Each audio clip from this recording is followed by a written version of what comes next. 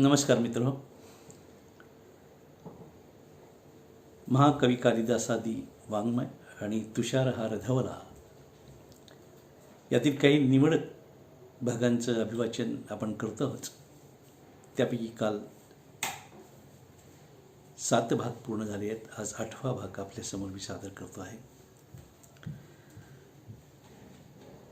यापूर्वीच्या भागामध्ये आपण जे कवी पाहिले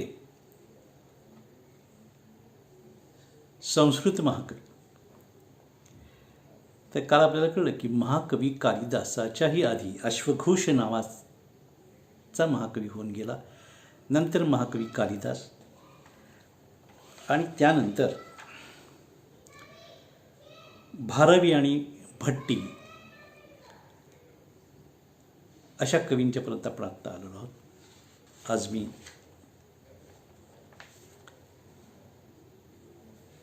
या कवींच्यापैकी सिद्धांत प्रतिपादक आचार्य कवी भट्ट, सिद्धांत प्रतिपादक आचार्य कवी भट्टी आणि राजकवी माघ या 2 कवींच्याबद्दल जे माझं संक्षिप्त विवेचन ह्या पुस्तकात आहे ते मी वाचतो आहे. महाकवी कालिदासानंतर महाकवी भारवीमध्ये कलात्मक प्रतिभा सौष्ठव दिसून येते. पण हा चौथा कवी महाकवी भट्टी मुळातच उत्तम शास्त्रीय व्याकरणकार आहे, अलंकार प्रणित शास्त्री आहे. या महाकवी भट्टीने नवोदित अशा काव्यशास्त्राचा अभ्यास करण्याच्या हेतूने व्याकरण व अलंकार शास्त्राचे सिद्धांत पाठ रचलेले आहे. महाकवी भट्टीच्या काळामध्ये प्राकृत भाषेतील साहित्य संपदा समृद्ध होऊ लागली आहे आणि त्याकाळी संस्कृत साहित्याच्या अथांग विस्तीर्ण महासागरामध्ये प्रवेश करण्यासाठी व्याकरण अभ्यासज्ञानाशिवाय शक्यच नव्हते.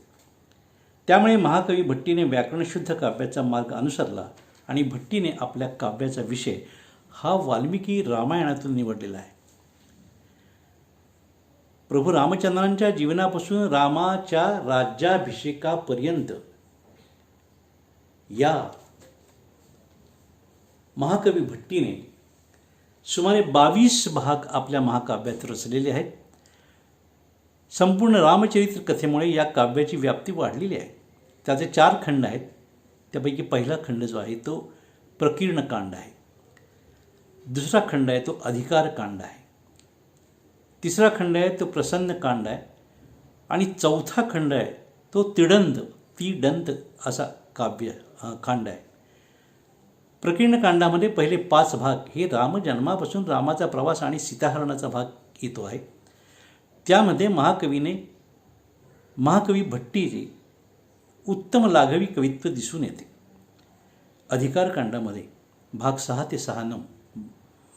ते 9 हे अधिकारकांड म्हणून ओळखले जातात आणि त्यातील बहुअंशी पद्यरचना करताना व्याकरणाच्या नियमनावरती भट्टीने अधिक लक्ष दिलेले असे लक्षात येते. प्रसन्नकांड जो आहे यामध्ये 10 ते 13 भागांचे विवेचन केलेले आहे. 10व्या भागामध्ये शब्दालंकार तसेच अर्थालंकारांचे अनेक भेद आणि उपभेदांचे व्यावहारिक प्रयोग केलेले आहेत.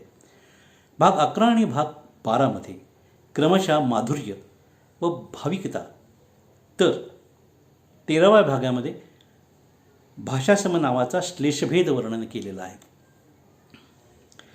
तिटंदकांड हे जे आहे या 14व्या भागामध्ये महाकवी भट्टीने संस्कृतमधील व्याकरणाचे 9 अलंकाराचे व्यावहारिक वर्णन करून त्या व्याकरणाचे अनेक प्रयोग केलेले आहेत आणि त्याबाबतची माहिती वर्णन केलेली आहे. महाकवी भट्टीचे हे महाकाव्य व्याकरणदृष्ट्या अत्यंत महत्त्वाचे आहे आणि आपण ते वाचले पाहिजे. महाकवी भट्टी हा निसर्गतः पंडित आहे. त्याच्यात व्याकरणकार व अलंकार यांचा सुंदर संगम झालेला दिसतो.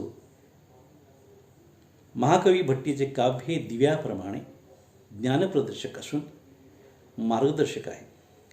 त्याच्या शब्द अलंकारिकतेमुळे रावणवध या महाकाव्याला आचार्यत्व प्राप्त झालेले आहे. महाकवी भट्टीने संस्कृत महाकाव्याची परंपरा जतन केलेली आहे. हा जो कवी आहे याला सिद्धांत प्रतिपादक आचार्य कवी भट्टी असे म्हणतात. आणि या पुढील जो कवी आहे तो राजकवी माघ आहे. समन्वय राजकवी माघ. महाकवी माघ हा या लेखमालिकेमधील 5वा कवी आहे. म्हणजे आपण यापूर्वी सांगितलं की म्हणजे पहिला कवी अश्वमेध आहे, अश्वघोष. दुसरा महाकवी कालिदास आणि त्यानंतर भारवी, भट्टी आणि आता आपण जो अभ्यासतोय तो माघ आहे. तर या संस्कृत महाकवीमधील महाकवी भट्टी व महाकवी माघ यांच्यामध्ये सुमारे 50 वर्षांचे अंतर आहे. महाकवी माघाचा कालावधी हा हर्षवर्धनोत्तर काल म्हणजे इसवी सन 647 ते 1250 होता. त्यावेळी त्या कालावधीत संस्कृत साहित्याचा हास्योन्मुख काळ असा संबोधले जाते. माघाचे काव्य नुसते मार्गदर्शक तर नाही पण सर्वोत्तम असे काव्य असे समजले जाते. महाकवी भारवीच्या काव्यसंपदेमध्ये तत्कालीन सामाजिक, राजकीय, राजनैतिक, साहित्यिक स्थितीची माहिती आपल्यासमोर येते. तर महाकवी माघाच्या महाकाव्यामध्ये समाजातील श्रीमंत उच्चभ्रू वैभवी विलासी वर्गाचे तसेच साम्राज्यातील परस्पर कलह, वादविवाद आणि वर्धमान राज्याच्या विनाशानंतरच्या संपूर्ण अत्यंत विदारक अशा वास्तव परिस्थितीचे वर्णन शब्दचित्रित केलेले दिसून येते. महाकवी माघ हा त्या काळातील संस्कृत साहित्यातील प्रतिभावंत कलात्मक अशा कवीमध्ये अग्रेसर होता. महाकवी कालिदासाची प्रसन्न प्रभावी भावतरलता, तर भारवीची कलात्मक प्रवीणता, भट्टीची व्याकरणता, पांडित्य अशा अलौकिक गुणविषयांचा अमोघ संमक महाकवी माघाच्या काव्यरचनेच प्रत्यय असेतो. राजभोजप्रबंधाच्या दंतकथेनुसार महाकवी माघ हा धारा नरेश भोजचा राजकवी असून तो त्या धारा नरेश राजभोजाचा परमस्नेही होता. महाकवी भारवीच्या कीर्तार्जुनी या महाकाव्याप्रमाणे महाकवीने माघाचेही शिशुपालवध हे महाकाव्य आहे की ज्यामध्ये महाकवी माघाचे प्रतिभावंत कलात्मक कलावादी कवित्व अत्यंत सुंदर विलोभनीय असे दर्शन झालेले. हे शिशुपालवध महाकाव्य एकूण 20 भागात रचलेले असून प्रथम भागामध्ये देवर्षी नारदांचे आकाशमार्गातून आगमन झालेले आहे. या आगमनाचे अत्यंत भक्तिभावपूर्ण अलंकारित श्रवणीय असे वर्णन त्याने केलेले आहे. साक्षात भगवान श्रीकृष्णाने नारद मुनीचे अत्यंत नम्रतेने अत्यंत आदराने उभा राहून आपल्या राजदरबारात स्वागत केले आहे. शिशुपाल वधाचा इंद्रदेवाचा प्रस्ताव नारद मुनींनी भगवतांना सांगून निरोप घेतला आहे. तर दुसऱ्या भागामध्ये महाकवी माघाने शिशुपालाच्या वधाने झालेले जे नियोजन कथित केले आहे तेथून पुढे सर्व भागामध्ये क्रमाक्रमाने 20व्या भागापर्यंत अनेक विविध घडलेल्या घटनांचे त्या परिस्थितीचे म्हणजे सर्व 6 ऋतूंचे, निसर्गाचे, वनविहाराचे, जलक्रीडेचे, सूर्योदयाचे, सूर्यास्ताचे, सुरा सुंदरीचे, यज्ञाचे, स्वभाव कुशलता, त्यांची बोलीभाषा, कृष्णपूजेच्या भावपूर्ण सोहळ्याचे, तसेच युद्धनीतीचे अत्यंत वास्तव भावपूर्ण रंजक प्रसादी यमक शब्दालंकृत लोभस विलासपूर्ण असे हुबेहूब समयोचित वर्णन करून सुंदर समन्वय साधला आहे. अशा या महाकवी माघाच्या साहित्य वाङ्मयाचे अर्थपूर्ण विलोभनीय असे वर्णन संस्कृत साहित्यात तसे दुरापास्त आहे, दुर्मिळ आहे. माघाचे वर्णन हे विशाल विस्तारी जरी असले तरी महाकवी कालिदासांचे वर्णन लहान संक्षिप्त जरी असले तरी ते अत्यंत लाघवी आणि प्रासादिक आहे, मार्मिक आहे. माघकवी हा महाकवी भारवीचा अत्यंत ऋणी आहे. कारण माघाचे शिशुपालवध हे महाकाव्य भारवीच्या कीर्तार्जुनीय या महाकाव्याची प्रतिकृती आहे. फरक एवढाच आहे की महाकवी भारवी हा शिवभक्त आहे तर महाकवी वाघ हा विष्णुभक्त आहे. म्हणून त्याने कृष्णकथा लिहिली आहे. महाकवी भारवीच्या महाकाव्याप्रमाणेच महाकवी माघाचे महाकाव्य श्री या शब्दांनीच सुरू झालेले असून श्री या शब्दांनीच अंततः संपुष्टात आलेले आहे.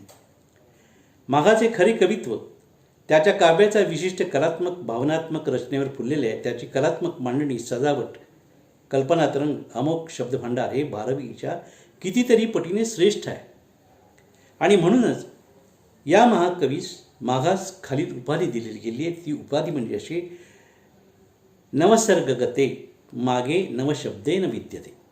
नवसर्गगते मागे नवशब्देन विद्यते.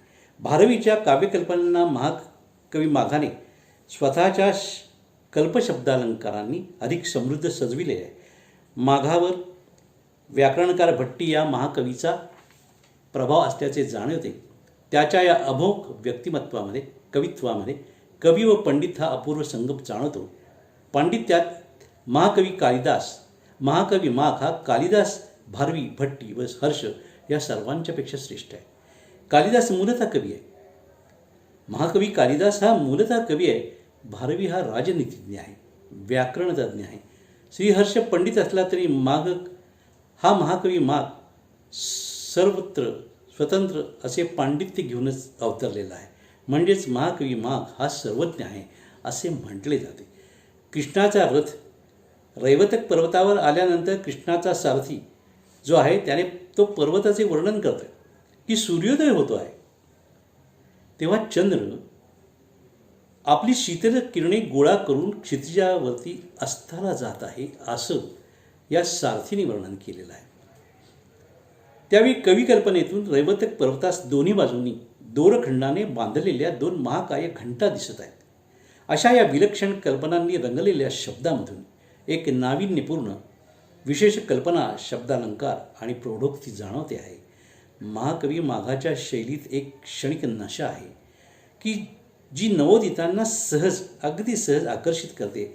असे हे महाकाव्य वाचल्यानंतर कुणीही, म्हणजे जो अकवी आहे, म्हणजे ज्याला कवीचं काही ज्ञानच नाही असा अकवीसुद्धा, बालक देखील कवी होऊ शकेल असं म्हटलं जातं. तेव्हा महाकवी माघ हा अलंकृत शब्दांचा निर्माता आहे असे म्हणतात. तेव्हा अशा प्रकारे आपण आज 5 संस्कृत महाकवी त्यांच्यापर्यंत येऊ, 5 संस्कृत महाकवीपर्यंत येऊ शकलो आहे. उद्याच्या भागामध्ये राजकवी हर्ष याबद्दल आपण बोलूया. धन्यवाद. नमस्कार.